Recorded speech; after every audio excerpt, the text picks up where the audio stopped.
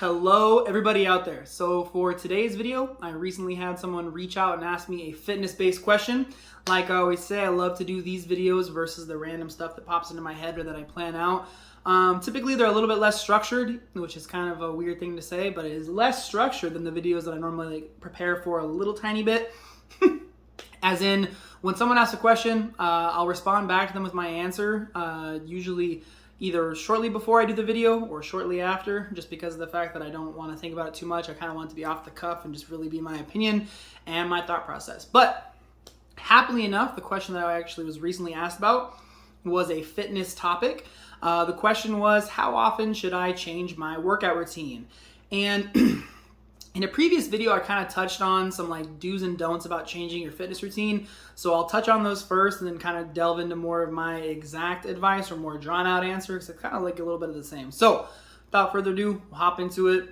So what I talked about before, kind of leading into what I talked about now, is a lot of times people do is they get in a very bad habit of them wanting to change up their fitness routine every couple of weeks or every month or every week or very, very consistently. And what I had said before is I don't recommend that. The reason being is that you're not really going to get to see if you're making progress with whatever routine you're doing. And you're not going to know if it's working for you, working for your body type, working if you're trying to lose weight, if you're burning enough calories, doing this workout routine, if you're losing weight, putting on muscle mass, building strength, you're getting faster, whatever it is that you're trying to achieve. You're not really going to find out if you're getting like actual like progression and results if you're changing up your routine every couple of weeks and every month. And I know that there's this big fad that used to be a bigger fad, in the past, and it was like muscle confusion or like confusing your body or switching shit up all the time. However, it was like said back in the day. But essentially what that was like every week or every 2 weeks, kind of like what I already said you shouldn't do, people would switch it up a lot. And I get the idea of like trying to like not let your body get used to the exact same shit, but again, I always like to kind of reference what's been done before. And if you look at people who did bodybuilding or who did powerlifting in the past, for the most part, they did pretty similar routines for years and years and years. And you know, after maybe a year or 2 years, they would change it up. They would change it up and kind of like maybe do something a little bit different, do more machines, do more free weights. They would change stuff up, but for the most part, it was very, very similar. And when they did change what they were doing as far as like machines or free weights or barbells, dumbbells, whatever it was, a lot of those core movements were still the same. A lot of that base idea of what they were going to do was still the same. They weren't completely changing it and, you know, starting all the way over. And a lot of the ideas behind like muscle confusion and like trying to confuse the body and like shaking shit up, a lot of times it can get really far away from where you originally started. So real quick example is that, you know, someone might recommend to you for 1 month, you're going to do calisthenics and you're going to do all body weight movements. You're going to do for chest, you're going to do push-ups and I don't know, chair dips or bench dips because it's body weight, and some other exercise that you can do with your chest. I don't know. I don't know what else you can really do off the top of my head. Not planning this out. So then after a month, you go and do a bodybuilding style split. And it's more like, you know, you're doing 10 to 15 sets and you're doing, you know, 6 to 10 to 12 reps, and you're doing that for a month. And the next month it's back to the calisthenics, and it's like you're confusing your body. But I really don't believe that that's the most optimal way to do it. And the reason being is you're like, again, it kind of comes back to what I already said. You're not going to be able to really track your progress and see if what you're actually doing is really working. But I mean, if you're brand new, you could switch shit up every week and you're going to make progress because your body's not used to you putting on extra stress or strain on it. So I mean, if you're brand new, if you really wanted to, every week you could change shit up. But it's not the most optimal way to do it. So to kind of get back to like from the past of what I said before and getting to like my answer the question, as far as how often, I would realistically tell you maybe every 2 to 3 months. And even when you're changing it up, it really depends on what your goal is. If you're really into bodybuilding or trying to lean down or trying to put on more muscle mass, you might be able to change it up, you know, let's say 10 to 30% every 2 to 3 months. And by that, I mean rotating exercises in, changing your sets, changing your reps, but you're still going to have a very like generalistic where you might always do some iteration of squats for legs, and you might always do some iteration of a barbell or dumbbell row for back, and you might always do like a barbell or dumbbell like flat bench press. Like those are things that might always stay the same, or deadlifts, whatever it is. those are things that might always stay the same even if you change up other stuff. So you have to have some foundation that stays the same, even if you're changing stuff up, like more auxiliary stuff, every 2 to 3 months. But that's my recommendation. And the other real reason why is if you're somebody who is doing strength training or bodybuilding, if you change shit up completely and you go from doing weightlifting to calisthenics, or you go from doing like 10 sets to doing 20 sets but lower weight, and you're doing that, you're switching that up every month, you're not going to see what your body responds to best in the first place. So especially if you're newer in the gym, you really need to figure out what your body's going to react to and what's going to make you adapt and grow and change the best. Because if you're changing it up every 2 or 3 weeks or every month, you're really not going to really see like the full progression or the full results or the full adaptation to what you're doing to like the highest extent. So again, the recommendation for myself is doing something very, very similar for 2 to 3 months, really seeing what your progress looks like. If you're trying to lose weight, you should be tracking that. Like I've said before, again, like going back in the past a little bit, every week you should be tracking it. Doesn't mean you need to change it every single week, but you should be tracking your progress. Same thing if you're doing bodybuilding, strength training, whatever it is, you want to run a marathon, you should be seeing your progress go up.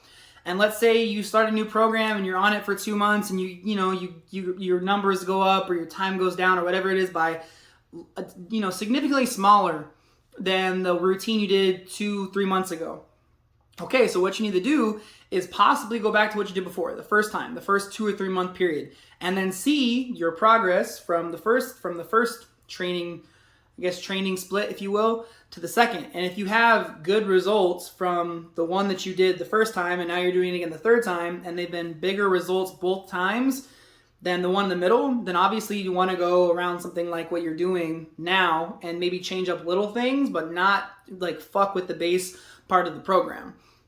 Or say it's the opposite, and the second one you're having killer results, and then you're like, okay, I'm going to try something else that I didn't do the second time, 2 to 3 months into this program.